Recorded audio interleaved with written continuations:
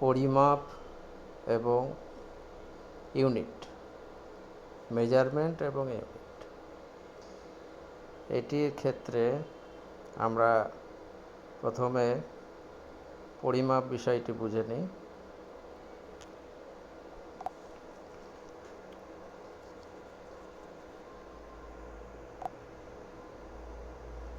পরিমাপ,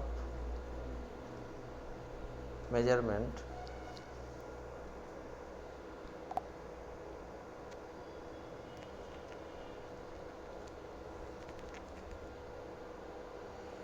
এটি হচ্ছে, ধরা যাক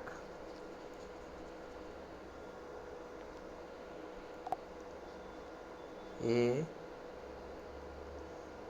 থেকে বি এর মধ্যে একটি দূরত্ব রয়েছে, ডিস্ট্যান্স। আচ্ছা, কত, এই দূরত্বটা কত, এটা কিভাবে প্রকাশ করব? কেউ বলল অনেকটা, কেউ বলল বেশি নয়, কেউ বলছে বেশ অনেকটা। এতে কি কিছু বোঝা যাচ্ছে? কিছু বোঝা যাচ্ছে। তাহলে এটা সঠিকভাবে প্রকাশ করতে হলে কি করতে হবে? এটা পরিমাপ করতে হবে, দূরত্ব। আচ্ছা, পরিমাপের দুটো বিষয় রয়েছে। এখন কেউ যদি বলে যে দূরত্বটা 12, শুধু 12 বললে কি কিছু বোঝা গেল? এ থেকে বি এর মধ্যে দূরত্ব 12, কোনো ধারণা পাওয়া যাচ্ছে না। আচ্ছা, এবারে যদি বলা হয় 12 কিলোমিটার, 12 কিলোমিটার বললে একটা ধারণা পাওয়া যাচ্ছে যে এ থেকে বি এর মধ্যে দূরত্বটা 12 কিলোমিটার। আচ্ছা, 12 কিলোমিটারের মধ্যে আমরা দুটো জিনিস পেলাম। একটা হচ্ছে সংখ্যা 12, 12, আর কিলোমিটার। আচ্ছা, 12 এটা হচ্ছে কোয়ান্টিটি, পরিমাপের একটা বিষয়। কোয়ান্টিটি এটা পরিমাণ, যেটাকে পরিমাণ বলা। আর কিলোমিটার এটা হচ্ছে ইউনিট।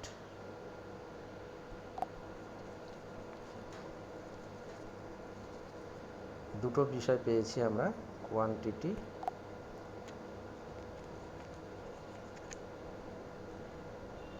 আর হচ্ছে ইউনিট।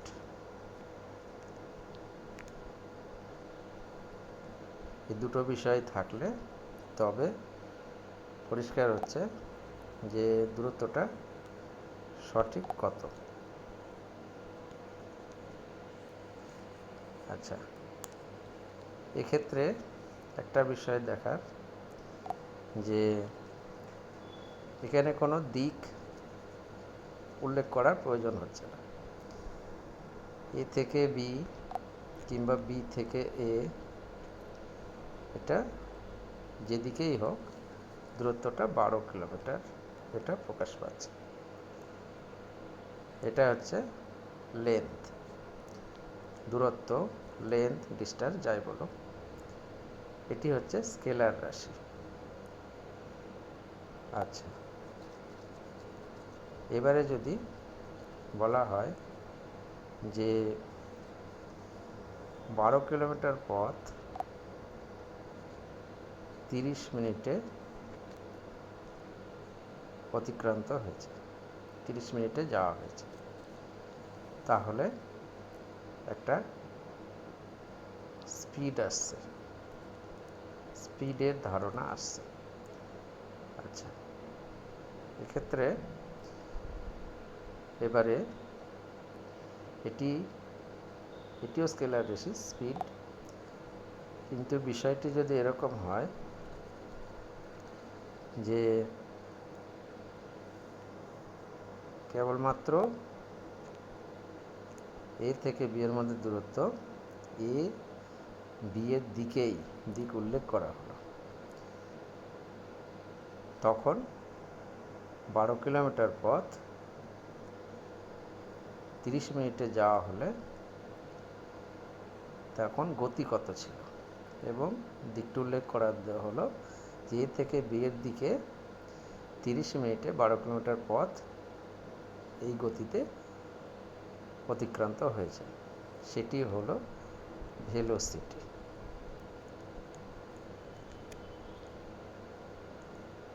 ভেলোসিটি বলা, এই ভেলোসিটি এটি হচ্ছে ভেক্টর রাশি। তাহলে দূরত্ব কিংবা স্পিড, গতি, এটির সময় দিক উল্লেখ না করার জন্য সেটি স্কেলার।